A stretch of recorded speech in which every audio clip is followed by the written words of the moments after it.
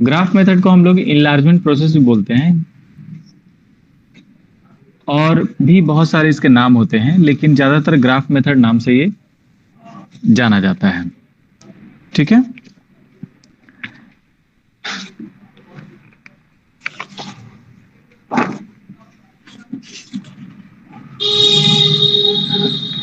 जैसे ये इमेज है, अब इसी इमेज को हमको बड़ा बनाना है, तो या तो एक डायरेक्ट हम बनाएंगे, लेआउट जैसे हम खींचते हैं,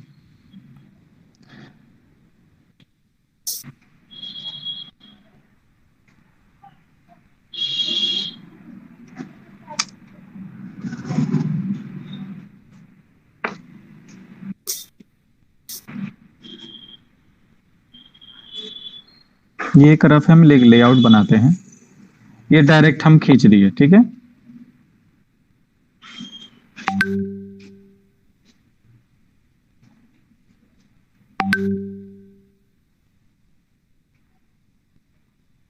ये मेरा डायरेक्ट एक इमेज बन गया। अब यदि किसी को इमेज बनाने नहीं आ पाएगा, या फिर प्रॉब्लम होगा, या फिर वैसे क्लाइंट को जिसको कम से कम दिन में ही उसको दे देना है, उसके लिए ग्राफ मेथड का यूज करते हैं। तब हम क्या करेंगे, जैसे कोई ऑब्जेक्ट है, जैसे ये रेक्टेंगल, ठीक है, इस ऑब्जेक्ट को क्या करेंगे, हमको बड़ा बनाने हैं, तो या तो डायरेक्ट हम जैसे बनाए हैं बड़ा वैसे बना लेंगे, नहीं तो हमको इस पे ग्राफ बनाने पड़ेंगे। जैसे एक लाइन यहाँ कर दिए, एक लाइन यहाँ कर दिए, एक लाइन ऐसे कर दिए, एक लाइन ऐसे कर दिए, फिर इसके बाद से एक और लाइन ऐसे कर दिए, एक और ऐसे कर दिए, एक और ऐसे कर दिए, ये ऐसे कर दिए। अब हम क्या करेंगे, हम जस्ट दूसरे जगह पे फिर ऐसे ही एक लाइन कर लेंगे, फिर इस लाइन को जो हम यहाँ ये हम लाइन लिए हैं, ठीक इसी के जैसा एक और यहाँ पे पैरेलल लाइन ले लिए।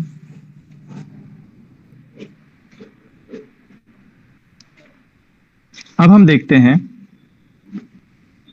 कि ये जो लाइन है इस पॉइंट से कितना डिस्टेंस पे है, तो एक अंदाजा से लेकर यहाँ पे हम एक चेक लगा देंगे। फिर इस पॉइंट से ये पॉइंट कितना डिस्टेंस पे है, तो एक इसको भी चेक लगा देंगे। फिर यहाँ से जस्ट यहाँ पे मेरा लाइन जा रहा है, और यहाँ से जस्ट आगे जा रहा है, फिर थोड़ा सा बाहर निकला है ये वाला लाइन, और फिर इससे मिला है, फिर ये लाइन और आगे गया है जो यहाँ तक आया है, फिर ये इस लाइन पे मिला है थोड़ा ऊपर की तरफ, फिर ये वापस इसमें मिल गया है। तो यही छोटा शेप इतना बड़ा शेप बन गया। दूसरा एक एग्जांपल देते हैं।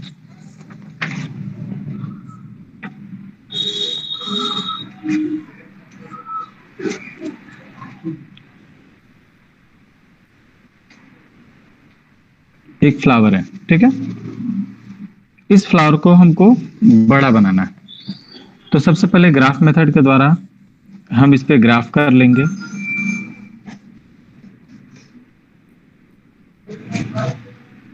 एक हम बॉक्स बना लिए, इस बॉक्स के अंदर हम एक लाइन बना लिए। ये लाइन मेजरमेंट वाइज होना चाहिए, हम डायरेक्ट ऐसे खींच दे रहे हैं, आपको डायरेक्ट नहीं खींचने हैं, आपको स्केल के माध्यम से खींचने होंगे। जैसे ये हम एक लाइन खींच लिए, फिर जस्ट इसके सेंटर में एक और लाइन खींच लिए। अब यहाँ से इस साइड हम 1 इंच का लाइन खींचेंगे, 1 इंच मानते हैं हम यहाँ पे होगा, फिर एक और खींचेंगे 1 इंच का, 1 इंच यहाँ पे हो सकता है, फिर नीचे आएंगे 1 इंच यहाँ पे खींच दिए, फिर और नीचे जाएंगे 1 इंच यहाँ पे खींच दिए। अब जब 1 इंच इस साइड लिए, तो इस साइड भी हमको 1 इंच ही लेना होगा, इस साइड भी 1 इंच ही लेना होगा, और ये ऑटोमेटिक 1 इंच बच गया। उसके बाद से हम इसमें नंबरिंग करते हैं, जैसे 0 यहाँ लिख देंगे, 1 2 3 4, फिर 1 2 3 4। आप नंबरिंग दोनों साइड भी कर सकते हैं, जैसे 1 1 यहाँ भी कर दिए, 2 2 यहाँ भी, 3 4, इसी तरह ऊपर का भी। अब जैसे आपको इस पॉइंट को बनाने हैं, तो आपको याद होने चाहिए कि ये 2 नंबर लाइन और इस साइड से 2 नंबर लाइन के थोड़ा सा पहले है। तो अब हम क्या करते हैं, जस्ट इससे बड़ा एक ग्राफ बनाते हैं।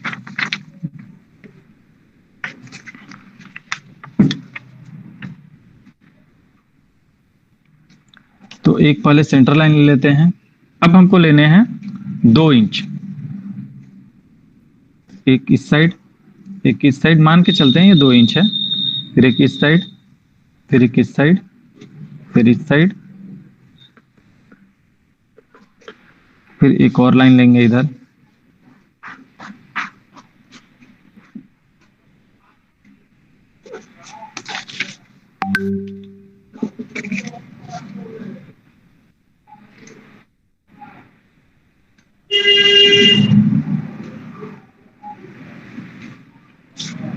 ठीक है, अब यहाँ पे 0 लिख देंगे, 1 2 3 और इधर मान के चले 4 होगा, फिर 1 2 3 4। तो आप समझ गए कि ये 1 नंबर लाइन है, ये 1 नंबर लाइन है, ये 2 नंबर लाइन है, ये 2 नंबर लाइन है, ये 3 नंबर लाइन है और ये 3 नंबर लाइन है। ठीक है, ये 4 नंबर लाइन है और इधर एक 4 नंबर हो सकता है। तो ड्राइंग कहाँ से स्टार्ट हो रहा है? तो ड्राइंग 2 नंबर लाइन से स्टार्ट है या 1 के बाद से स्टार्ट है। तो सबसे पहले एक खास पॉइंट पकड़ लेंगे जहां से हम ड्राइंग स्टार्ट कर सकते हैं। तो ये जो पॉइंट है, दिख नहीं रहा होगा, ये जो पॉइंट है, इस पॉइंट से हम स्टार्ट करते हैं।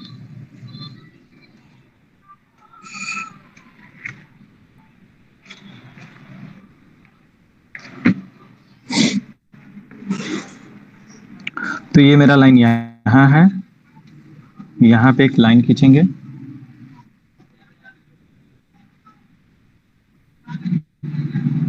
फिर यहां से जैसे एक लाइन आएगा और इस पॉइंट में मिल जाएगा, फिर इस पॉइंट से ऊपर जाएगा, फिर ये पॉइंट से थोड़ा सा ऊपर गया है, फिर ऐसे कर्व होते हुए यहां,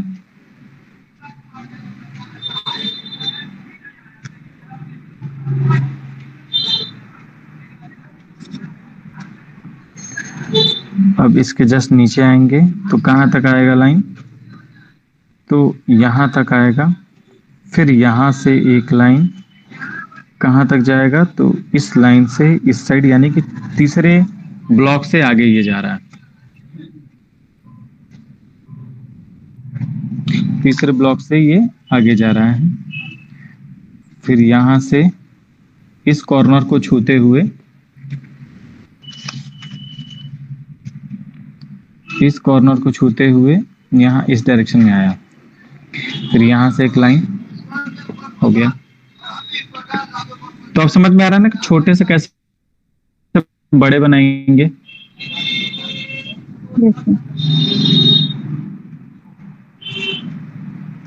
मतलब इसमें कोई दिमाग नहीं लगाना है, आप बस लाइन को फॉलो करना है, उसके पॉइंट को फॉलो करना है। जैसे जैसे आप फॉलो करते जाएंगे ड्राइंग अपने आप बनते चला जाएगा। लेकिन यह है कि इसमें आपको ड्राइंग सीखने को नहीं मिलेगा, आप बस बना लीजिएगा। लेकिन बनाने के बाद फिर वही आता है कि आप शेडिंग आपको अपने दिमाग से करना होगा, आपके अपने अनुभव से करना होगा शेडिंग।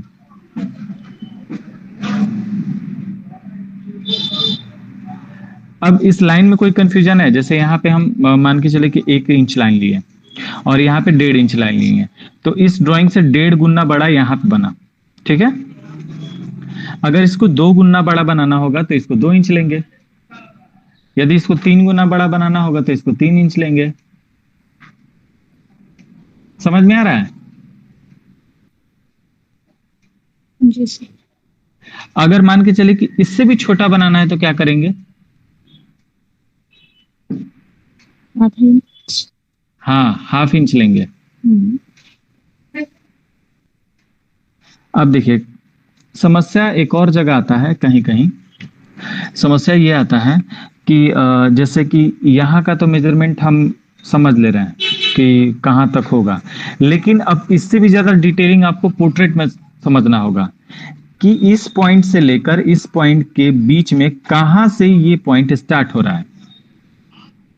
तो आपको करने क्या पड़ेंगे, इसको अगर मतलब मेन मानते हैं तो यहां से भी आपको क्रॉस लाइन कुछ दिखाने पड़ेंगे। यहां से ऐसे क्रॉस लाइन दिखा दिए, यहां से ऐसे क्रॉस लाइन दिखा दिए, फिर यहां भी क्रॉस लाइन किए, यहां भी क्रॉस लाइन किए, इधर भी क्रॉस लाइन चला जाएगा, फिर इस पॉइंट से भी एक क्रॉस लाइन किए, फिर इस पॉइंट से भी एक क्रॉस लाइन किए, फिर इधर भी क्रॉस लाइन चला जाएगा। फिर ये जो बीच में सेंटर में जो क्रॉस बचा, ये सेंटर में जो क्रॉस क्रॉस आ रहा है, इन सबको मिला लेंगे। इस हिसाब से इस सेंटर में भी जो क्रॉस दिखेगा उसको भी इधर से मिला लेंगे। तो इससे हुआ क्या, एक बड़े ब्लॉक के अंदर बहुत छोटे छोटे ब्लॉक आ जाएंगे, तो और डिस्टेंस एडजेक्ट पता चलना शुरू हो जाएगा। आ रहा है समझ में? जितने इसमें छोटे छोटे ब्लॉक करते जाएंगे, लेकिन मेजरमेंट वाइज आपके ड्राइंग और परफेक्ट होने शुरू हो जाएंगे।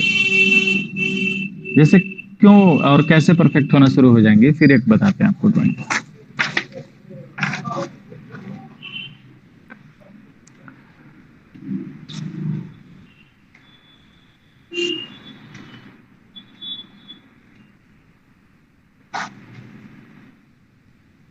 जैसे मान के चले कि ये एक बॉक्स है और इसी का प्रारूप बड़ा बॉक्स है। अब यहाँ पे हम क्या करते हैं, कुछ भी ड्रॉ करते हैं। एक चलिए बोर्ड ड्रॉ करते हैं।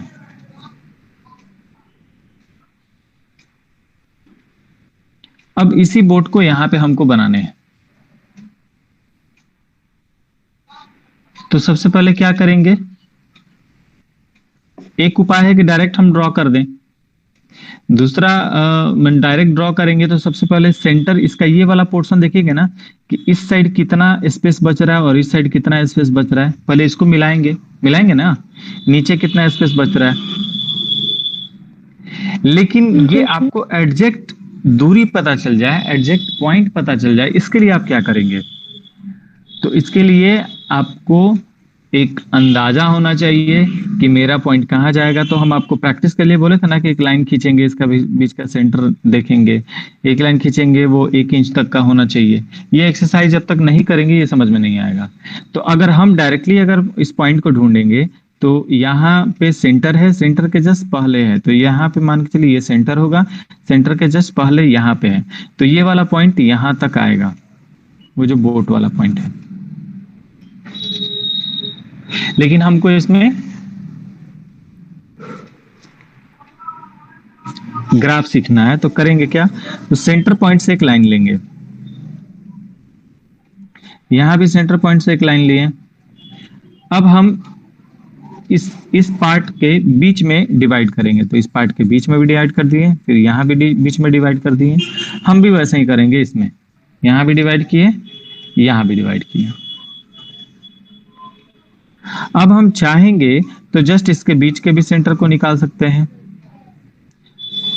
इसके बीच के भी सेंटर को हम निकाल दिए, फिर जस्ट इसके नीचे का सेंटर निकाल दिए और ऊपर का सेंटर निकाल दिए, तो जस्ट इसके ऊपर का भी एक लाइन निकाल दिए और नीचे का भी लाइन निकाल दिए। तो मेरे पास ये ग्राफ तैयार हो गया। अब इस बोर्ड को देखकर हमको बनाने हैं, तो इस पॉइंट से थोड़ा सा यहां से क्रॉस करते हुए यहां तक एक लाइन जाएगा और ये लाइन यहां तक जाएगा। उसके बाद से ये जो लाइन है, इस लाइन से थोड़ा सा नीचे और इस बीच वाले पॉइंट से थोड़ा सा ऊपर से एक लाइन जाएगा।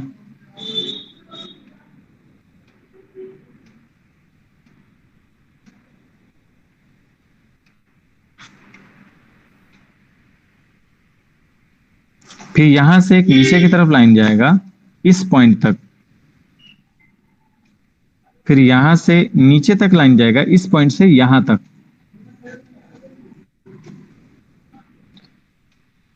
फिर थोड़ा सा नीचे करते हुए ये फाइनल हो जाएगा।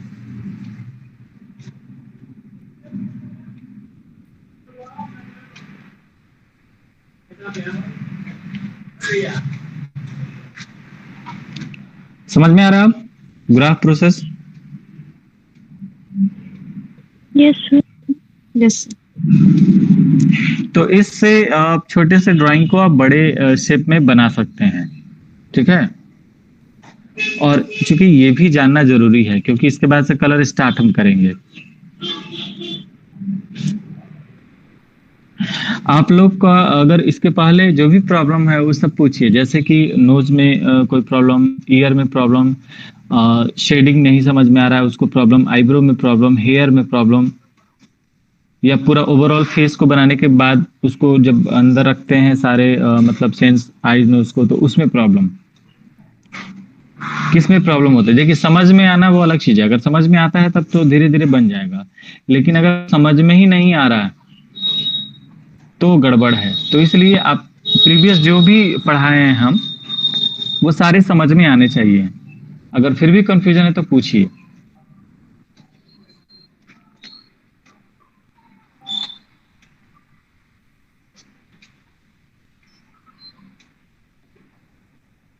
पूछिए, अगर नहीं अब पूछना है तो वो भी बता दीजिए कि सर नहीं पूछना है। नहीं सर, प्रीवियस जो भी समझाया वो तो समझ में आया। आज का क्लास थोड़ा लेट ज्वाइन की तो पहले वाला नहीं देख पाई। आज बस हम ग्राफ मेथड बताएं, इस क्लास में ग्राफ नहीं बताए थे तो बस वही ग्राफ मेथड बता दिए। तो आप लेट से ज्वाइन की फिर भी आपको समझ में आया ना? जी आ गया। मतलब इसमें ये है कि छोटे से शेप को कैसे बड़े बनाएं। अब देखिए इसको कहाँ बनाना है। जैसे मान के चले कि बहुत छोटा आपके पास पासपोर्ट साइज फोटो है, तो एक तो बहुत सारे ऐप वगैरह आ गए हैं, वो ऐप का हम वो लिंक दे देंगे, उसमें ग्राफ के अकॉर्डिंग बनाया जाएगा। उसमें ग्राफ बनाया उसमें बताएगा कैसे बना देना है, और उसको बस सेलफोन में डाउनलोड कर लेना है और पेज में लाइन खींच लेना है स्केल के माध्यम से, तब उसको ड्रॉ करने हैं। जो भी आप ग्राफ बनाएंगे वो काफी हल्के होने चाहिए, एकदम हल्का, इतना हल्का कि आप एक बार इरेजर लगाएं तो आसानी से मिट जाए। इरेजर भी नहीं लगे तो बस आपको समझ में आए कि कहाँ पे ग्राफ है, वो अपने आप शेडिंग में खत्म हो जाए। कितने हल्के होने चाहिए। हम चूंकि डार्क इसलिए कर रहे हैं ताकि आपको दिखे और आपको समझ में आए। तो एक तो हो गया छोटे से इमेज को बड़ा करना। दूसरा, अगर आप बड़े से कैनवास पे काम कर रहे हैं तो वहां भी आप इस्तेमाल कर सकते हैं, जैसे 2 फीट, 3 फीट, 4 फीट, 10 फीट, कितना भी बड़ा हो तो आप ग्राफ मेथड का इस्तेमाल कर सकते हैं। तीसरा है वॉल वगैरह पे जो आप ड्राइंग किसी का बनाते हैं, किसी का भी इमेज बनाते हैं, तो वहां ग्राफ बहुत मस्ट होता है। क्योंकि वॉल पे क्या होता है ना, मान के चले कि ये आपका वॉल है, घर के अंदर का वॉल है, ठीक है। और आपका हाइट क्या है? आपका हाइट ये है। तो मान के चले कि यहां पे अगर आप पोर्ट्रेट बना रहे हैं,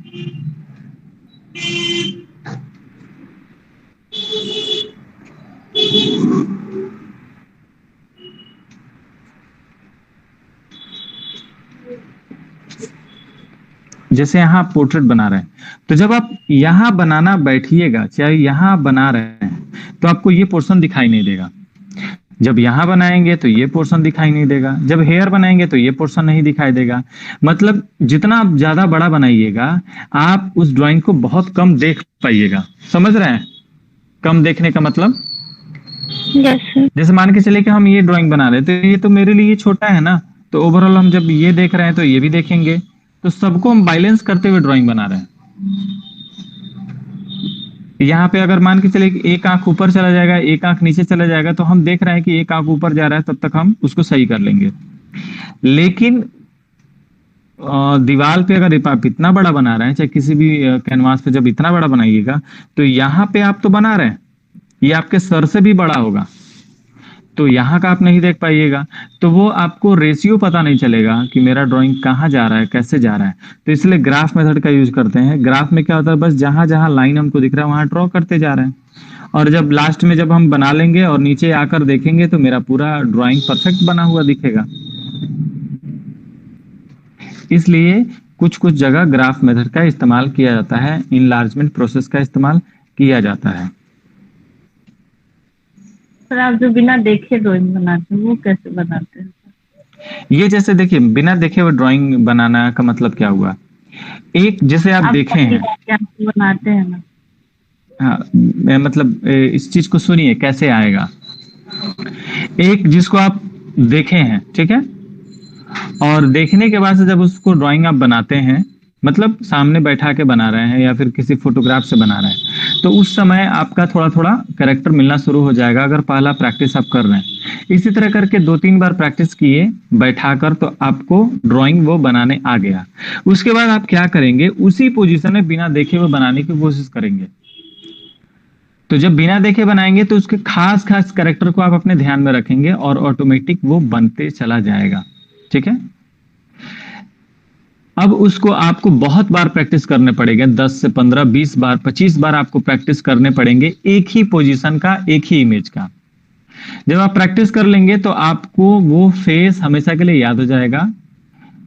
हमेशा के लिए क्या, जब प्रैक्टिस में रहिएगा तभी तक याद रहेगा, क्योंकि हम लोग भी देख चुके हैं। तो आप किसी भी व्यक्ति का बिना देखे हुए आप उसका इमेज बना सकते हैं, लेकिन पब्लिक को लगेगा कि ये तो बिना देखे हुए इंसान को बना दिया, यानी कि किसी भी इंसान को बिना देखे हुए बना सकता है, उसके दिमाग में यही आता है। लेकिन ऐसा नहीं है, आप किसी का भी नहीं बना सकते हैं, आपका जिस पे प्रैक्टिस होगा उसी का बनाइएगा, ये ध्यान रखना है।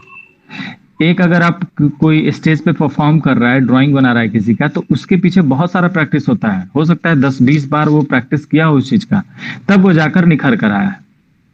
तो वहां पे हो गया कैसे बिना देखे हुए बनाना है, प्रैक्टिस मस्ट है। दूसरा चीज ये है कि मतलब कैसे बना लेना है किसी भी इमेज को। तो आप एक तो ग्राफ मेथड हम छोड़ रहे हैं, वो सबके लिए है जानना, लेकिन जरूरी है। किसी भी इमेज को आप रख के जब आप बनाते हैं तो उसमें आपका सबसे इंपॉर्टेंट चीज है डायरेक्शन। डायरेक्शन सबसे पहले पकड़िए, डायरेक्शन के बाद डायरेक्शन के अकॉर्डिंग आईज, नोज, लिप, ये सारे कैरेक्टर से एकदम हूबहू मिलने चाहिए। मिलेंगे तब जब आपका मेजरमेंट वाइज सही होगा।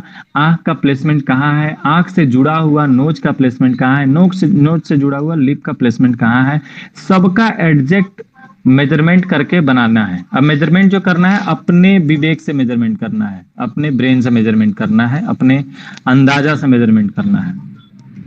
मेजरमेंट का तरीका ही बताया है। तो आप देखिए किसी भी ड्राइंग को कुछ देर प्रैक्टिस कीजिएगा, बिना देखे हुए आप बना सकते हैं।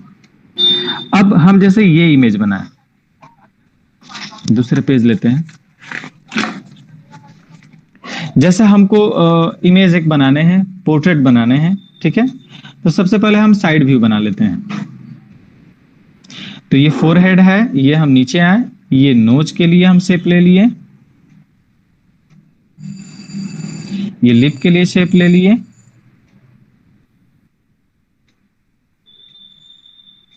ये आईज के लिए शेप ले लिए, ये आईब्रो के लिए शेप ले लिए,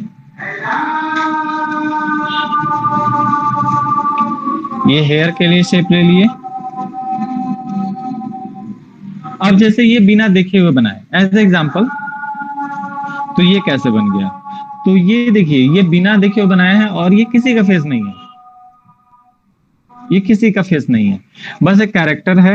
अब इसे मैंने जो प्रैक्टिस किया नोज, उसको मैंने बनाया, मैंने जो प्रैक्टिस किया आईज, उसको बनाया, मैंने जो प्रैक्टिस किया लिप, इसको बनाया। तो आपको ये सब आने चाहिए, कैसे इसको प्लेसमेंट करना है ये आने चाहिए। तो आप किसी भी मतलब किसी खास व्यक्ति को नहीं, मतलब किसी ह्यूमन को बना सकते हैं, फीमेल को बना सकते हैं, बच्चों को बना सकते हैं, किसी भी चीज को बना सकते हैं। लेकिन आपको ये प्रैक्टिस होना पड़ेगा, करना पड़ेगा, समझना पड़ेगा कहाँ पे कौन सा हम ऑब्जेक्ट वहां पे लगा है। अब देखिए इसमें मतलब कैसे हम बना लिए, तो हमको नॉलेज है स्कल का। देखिए स्कल,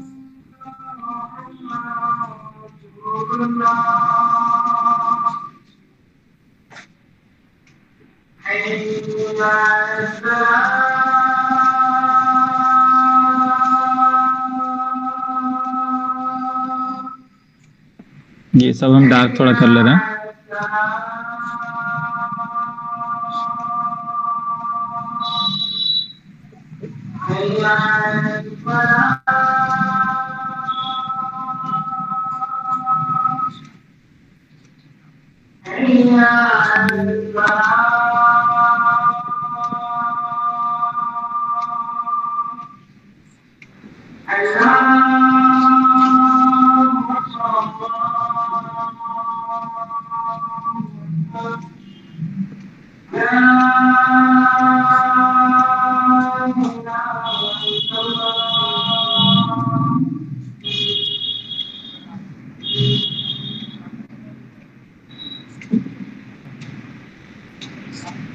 समझ में आ रहा है ना। अब चूंकि ये स्केल उतना समझ में नहीं आ रहा होगा, हम इसको साइड में थोड़ा सा बना देते हैं।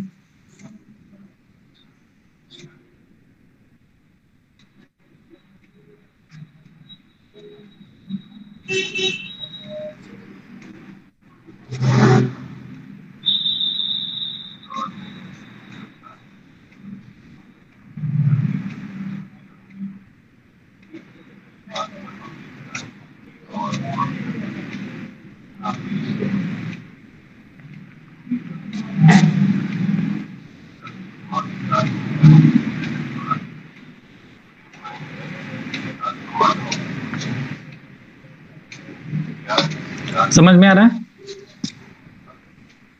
यस। तो ये स्केल का बिल्कुल आपको नॉलेज होना चाहिए, तभी तो आप ये वाला पोर्शन बना सकते हैं। नोजल, ये नजल बोन है, इसका आपको जानकारी चाहिए। ये ऑर्बिटल है, इसका जानकारी चाहिए। ये देखिए यहाँ पे ये इतना गैप होता ही है, इसका जानकारी चाहिए। ये लोअर जाव है, ये मैक्सिला है, मैंडिबल है, जैगोमेटिक है, फ्रंटल है, ऑसिपिटल है, टेम्पोरल है। ये सब आपको जानकारी चाहिए, तब आप एक जगह पुट कर पाएंगे। ये सब बेसिक चीज है।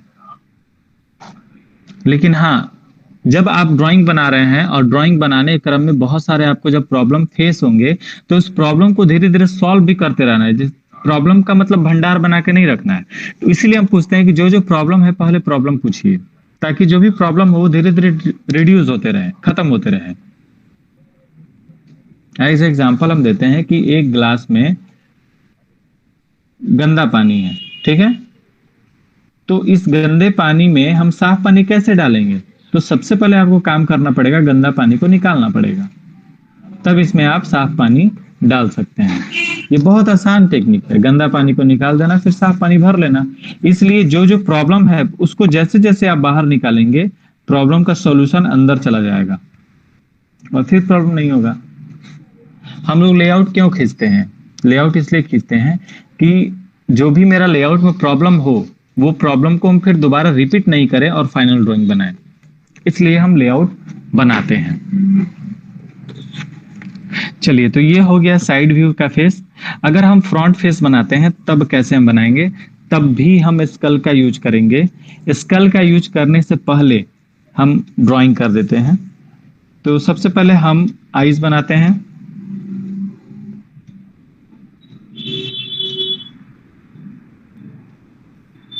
अब ये किसी का फेस नहीं है, ध्यान देना।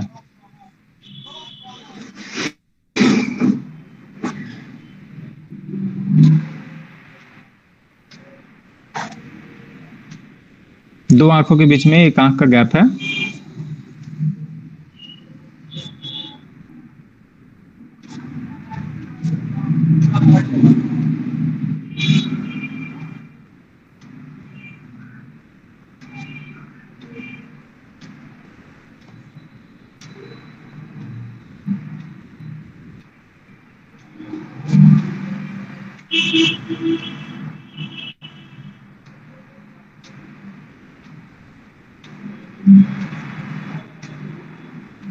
अब ये आईज है, आईज के जस्ट बाद से हम इसका ये आउटर पार्ट इस्तेमाल बना सकते हैं, अगर एकदम सामने से इमेज है तो।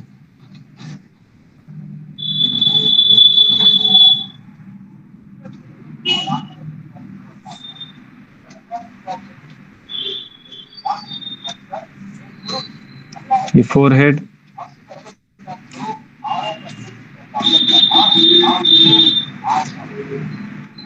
ये इसका नेक, नेक लिप के सामने से जाएगा।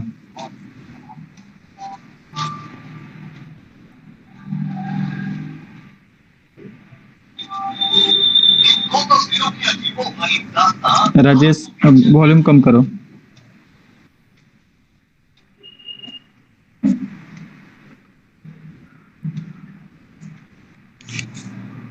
ये आईज और नोज के सामने ईयर होगा, थोड़ा सा दिखेगा।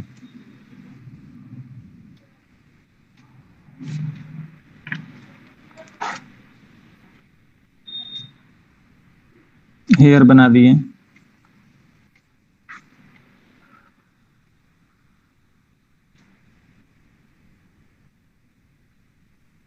हेयर जो होगा इस बाल्ड से ऊपर ही होता है, ये बाल्ड हो गया, जस्ट इसके ऊपर होगा।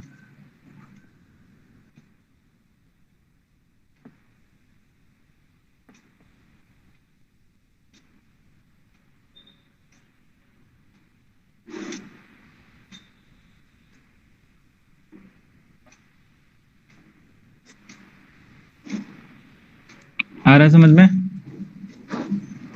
Yes sir. अब इसको हम स्कल में कन्वर्ट करते हैं, ये स्कल में होगा तो कैसे दिखेगा? तो स्कल के लिए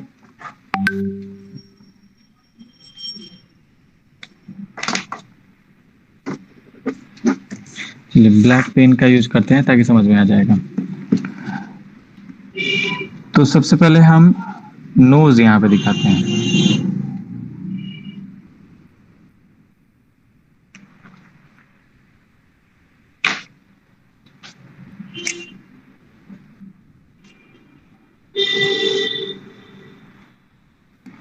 नोज के जस्ट बाद इसका और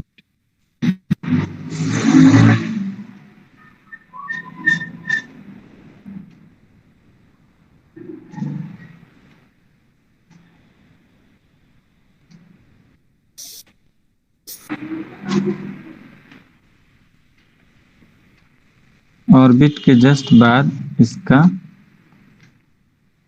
टिप।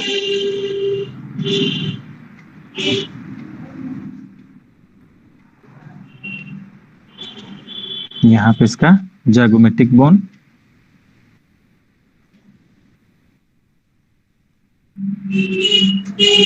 ये इसका अपर पोर्शन, इसको क्रैनियम भी बोलते हैं, ठीक है। यहाँ इसका लोअर जाओ, ये टिथ,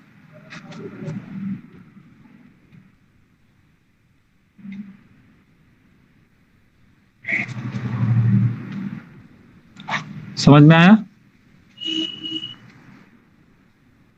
फिर ये यहाँ से इसका रिब्स, नोटोकॉर्ड भी बोल सकते हैं, रिब्स नहीं, रिब्स तो दूसरा चीज होगी। रीढ़ की हड्डी, रिब्स उसको बोलें, ये नोटोकॉर्ड, स्पाइनल कॉर्ड या वर्टिब्री। समझ में आया? Yes sir. तो इसलिए ये बना रहे हैं कि आपको नॉलेज होना चाहिए कि प्लेसमेंट कहाँ होगा। तो होता क्या है ना कि देखिए, जब भी आप ड्राइंग बनाते हैं आप में ये प्रॉब्लम होता है, एक आंख ऊपर चला जाएगा, एक आंख नीचे चला जाएगा, डिस्टेंस मैनेज नहीं हो पाएगा, नोच कहाँ तक बनेगा, ये सारे प्रॉब्लम होंगे। तो सबसे पहला सॉल्व हो जाएगा जब आपको स्कल की याद हो जाएगा। स्कल के बाद अब पूरा डिटेल में ये भी याद नहीं करना है, ठीक है, जितना नॉलेज है उतना काफी है। स्कल के बाद से आपको हम ये चीज बताए होंगे कि एक आंख के बराबर दो आंखों के बीच में एक आंख का ये होता है, स्पेस होता है, एक आंख के बराबर एक नोज होता है, या नोज के बराबर एक आंख होता है। जितना बड़ा नोज का हाइट होता है, मतलब ये वाला हाइट, उतना बड़ा कान होता है। तो ये चीज आपको ध्यान में रखना होगा। तब आप किसी का भी मतलब एग्जैक्ट खास पर्सन का नहीं, लेकिन आप कैरेक्टर बना सकते हैं, मेल फीमेल सब कुछ बना सकते हैं आप। एक चीज हम बता देते हैं, ह्यूमन एनाटॉमी एक बार पूछी थी ना अनामिका, ह्यूमन एनाटॉमी का कैसे होगा? जी पूछे सर, थे जी ना? सर, मुझे जान। हाँ हाँ अभी हम बताते हैं। राजेश थोड़ा सा उसमें से वो विक्टर पिराट का बुक निकाल देते हैं। हाँ हाँ एनाटॉमी।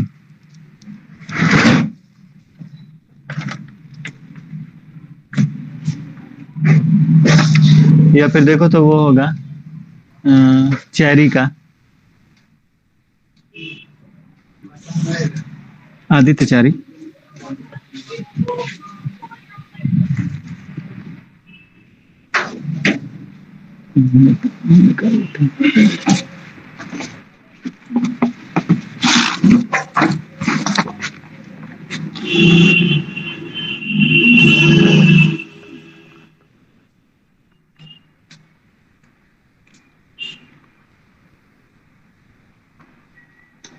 वो भी है ना, वो देखो विक्टर क्लैड वाला उसी में होगा।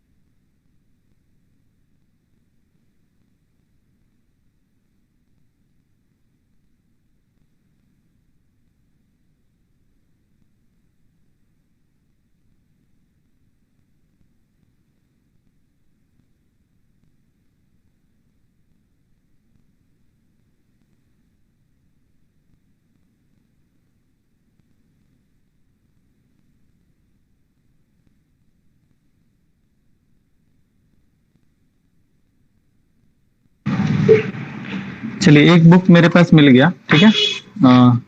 ये आदित्य चारी का है, बहुत अच्छा आर्टिस्ट है, उनका है। बुक वगैरह खरीदने की जरूरत नहीं है, हम इसका कुछ एनाटॉमी जो इम्पोर्टेंट है वो हम भेज भी देंगे पीडीएफ बना के।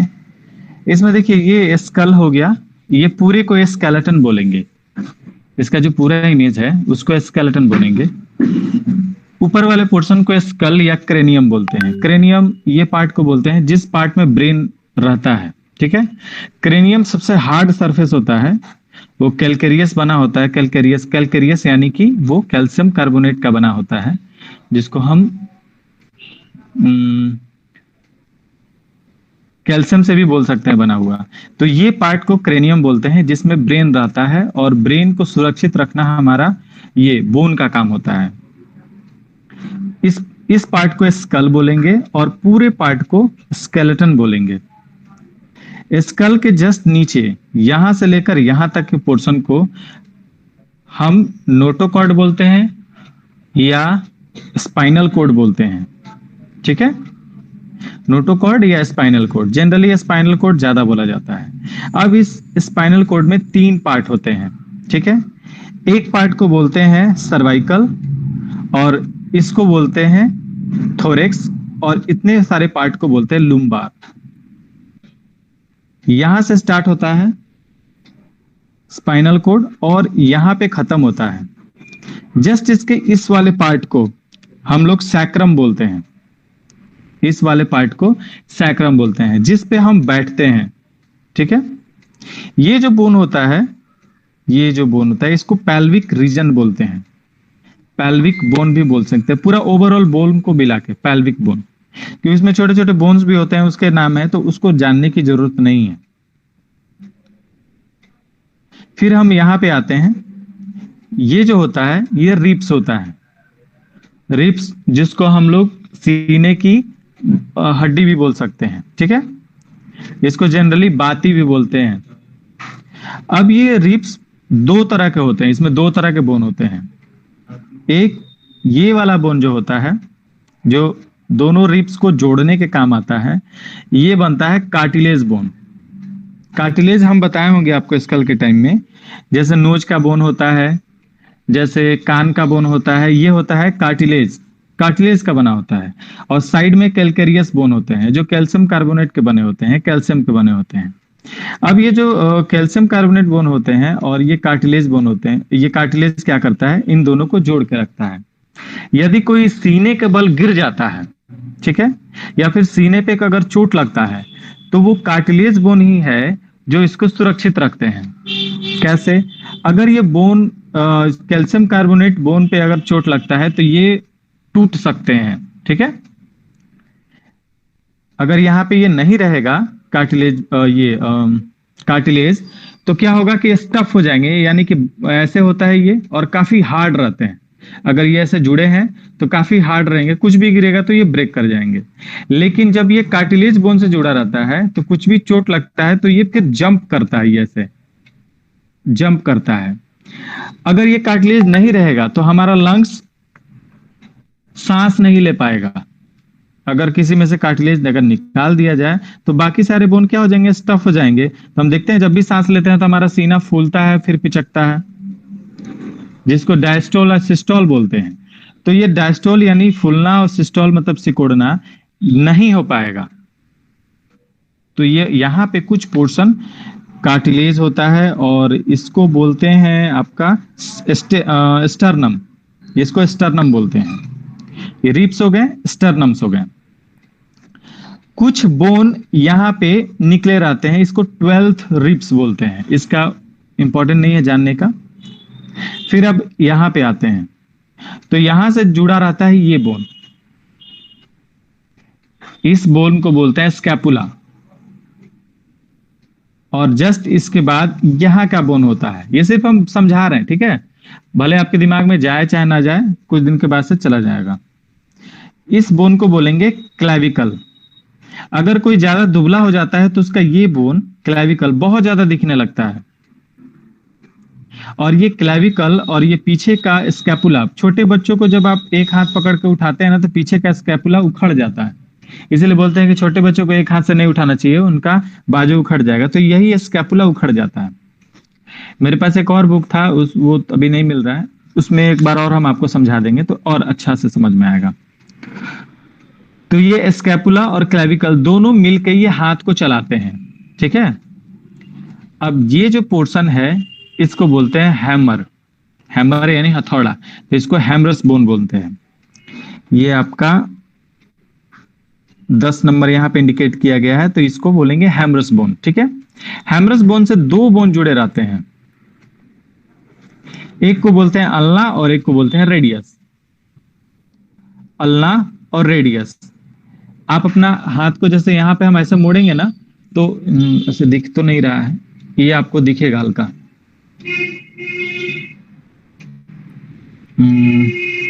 अब हम उल्टा करके दिखाते तब समझ में आता। चलिए, एक बोन यहाँ पे है, ठीक है, और एक बोन यहाँ पे है, इसमें दो बोन है। इसी बोन की वजह से हम हाथ को ऐसे ट्विस्ट कर पाते हैं, ठीक है। अगर ये बोन नहीं रहते तो हम इसको ट्विस्ट नहीं कर पाते। आगे ये सारे बोन्स हो जाते हैं कार्पल्स, ठीक है। अब इस कार्पल्स में उंगलियों को बोलते हैं फैलेंजियस, और सबसे टॉप उंगलियों को भी बोलेंगे फैलेंजियस। तो सबसे टॉप जो होते हैं उसको बोलते हैं मेटाफैलेंजियस, यानी कि बड़ा फैलेंजियस, और इस वाले पोर्शन को फैलेंजियस। तो ये कार्पल्स, फैलेंजियस, मेटाफैलेंजियस।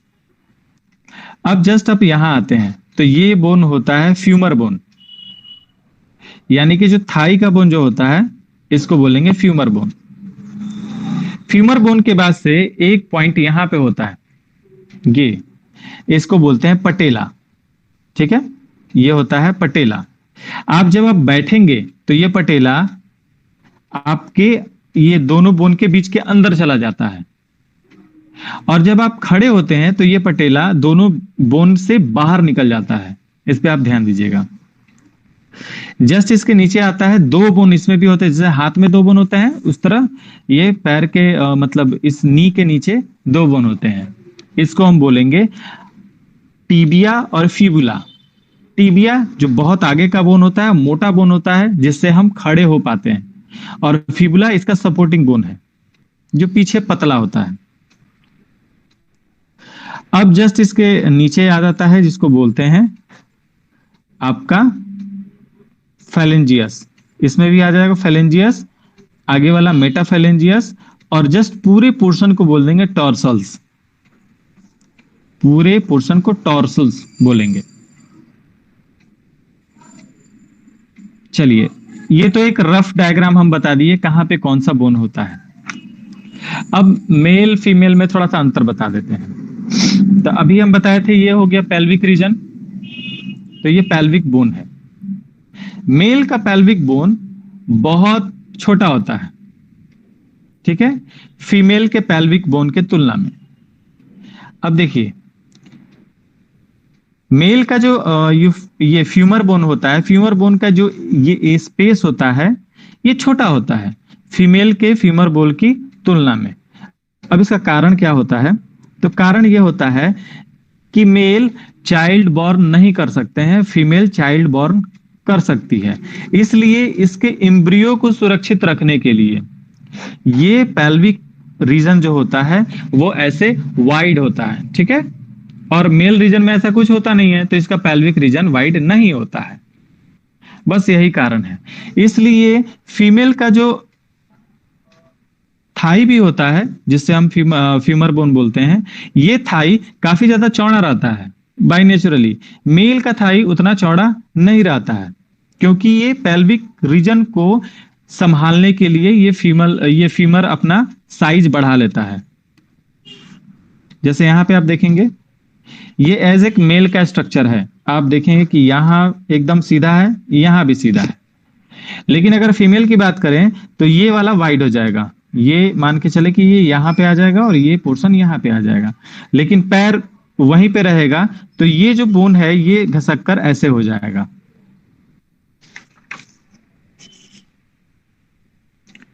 यानी कि पेल्विक रीजन अगर हम बना लेते हैं एज ए फीमेल का, तो ये पोर्शन जो है थोड़ा बड़ा हो जाता है और इस डायरेक्शन में चला जाता है।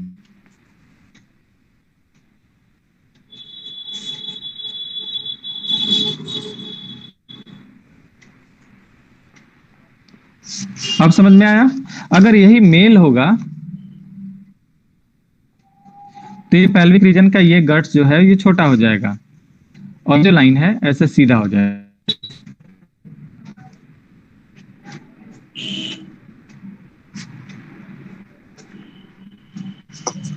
दोनों में आया, ये फीमेल हो गया, ये मेल हो गया।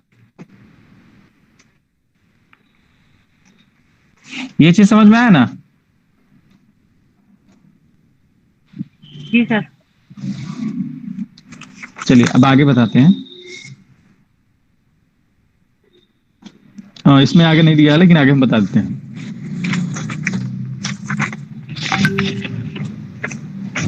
मेल के जो रिब्स होते हैं, जैसे औसतन इसमें रिब्स ऐसे दिया गया है,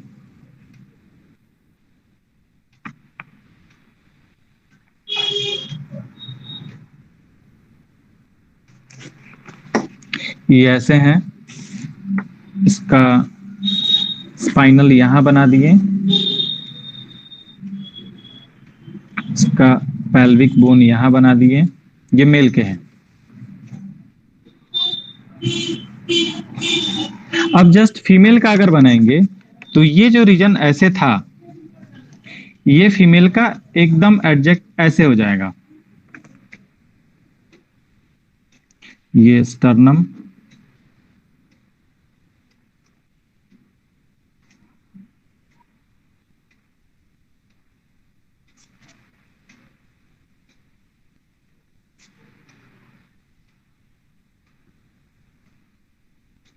ये पेल्विक रीजन, ये थोड़ा सा लंबा,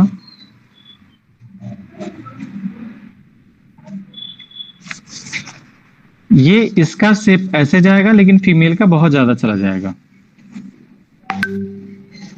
ठीक है, इसलिए जाएगा ड्यू टू मेमोरी ग्लैंड, ठीक है, मेमोरी ग्लैंड की वजह से ऐसा होता है, क्योंकि मेमोरी ग्लैंड मेल में नहीं होता है, इसलिए वेल डेवलप हो जाता है। वेल डेवलप ये भी है, लेकिन मेमोरी ग्लैंड की वजह से ये नीचे का शेप वेल डेवलप होता है फीमेल में, ये नीचे का शेप वेल डेवलप रहता है फीमेल में। अब एक और बोन होता है जिसको हम लोग क्लैविकल बोलते हैं। जो दुबले हो जाते हैं उनका दिखता है ये वाला पोर्शन क्लेविकल बोन। जस्ट इसके पीछे होता है स्कैपुला, जस्ट इसके पीछे, यानी ये वाला बोन।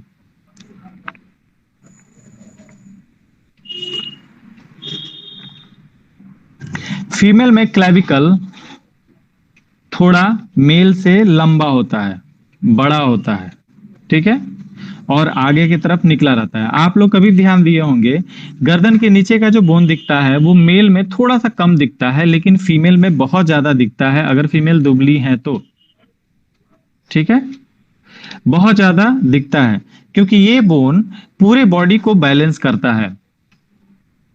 हाथ को भी यही होल्ड करके रखता है और पूरे बॉडी के सेंटर को यही बोन मैनेज करता है। देखते हैं कोई अगर गिरता है तो एक हाथ ऊपर नीचे करके अपने आप को संभाल लेता है, अकॉर्डिंग टू इसी बोन की वजह से। तो ये कुछ अंतर है।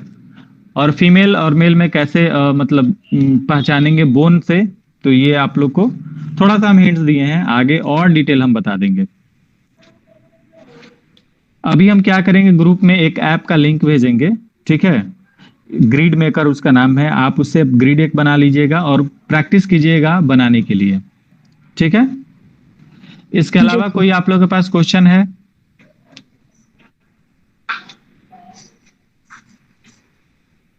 कि नहीं है? नहीं सर। अच्छा चलिए, अब मेल फीमेल का एक और पूरा ये हम बता देंगे आपको, एक वीडियो भी भेज देंगे, ठीक है। आप लोग को इसके अलावा भी कुछ अगर चाहिए ना तो आप हम लोग से ग्रुप में बोल सकते हैं कि सर इस पे वीडियो बना के भेजिए। बहुत सारे लोग पूछते रहते हैं, हम दिन भर बनाते रहते हैं, दिन भर बताते रहते हैं, बस आप ही लोग के ग्रुप से बहुत कम आता है। सर भेज दिया कीजिए वो भी। नहीं मतलब जैसे कि हम तो बनाकर भेजेंगे ना, लेकिन आप लोग पूछिएगा तो ज्यादा अच्छा रहेगा। हम तो अपने अनुसार सिलेबस के अकॉर्डिंग स्टेप बाय स्टेप चल रहे हैं, लेकिन कहाँ पे किस स्टूडेंट को प्रॉब्लम है ये थोड़ा स्टूडेंट ही बताएंगे तो ज्यादा अच्छा रहता है। जैसे डॉक्टर फेस ही नहीं बन रहा है, एक्यूरेट नहीं बन रहा है, फेस में सब कुछ सही हो रहा है, बट देख के जो एकदम होता है ना एग्जैक्टली फेस बनाना वो नहीं हो पा रहा है। बस बाकी तो आपको वही प्रैक्टिस करने पड़ेंगे मेजरमेंट का। हाँ मेजरमेंट का वही मैं कर हाँ रही हूँ बस, अभी। और ये मेजरमेंट तभी आएगा जब, हो रहा है। अच्छी बात है आपका सब छोटा छोटा बन जा रहा है, लेकिन एक जगह पुट करके आप नहीं बना पा रही, एक जगह संजो कर नहीं बना पा रही हैं। हाँ, तो आप जितना प्रैक्टिस कीजिएगा उतना मतलब आने की ओर आप बढ़ते चले जाइएगा। जी सर। प्रैक्टिस की थोड़ी कमी है बस। और ये नहीं सोचना है कि हम 10 ठो बना लिए अब तो हमको रिजल्ट दिखना चाहिए, क्यों नहीं दिख रहा है, तो ये गड़बड़ है और आपको प्रैक्टिस की जरूरत है। जितना आप कीजिएगा उतना आपको लगेगा कि हाँ पहले से अच्छा बना रहे हैं। आप अभी करिएगा क्या, कैसे अपने आप को पॉजिटिव वे में आपको डालना है।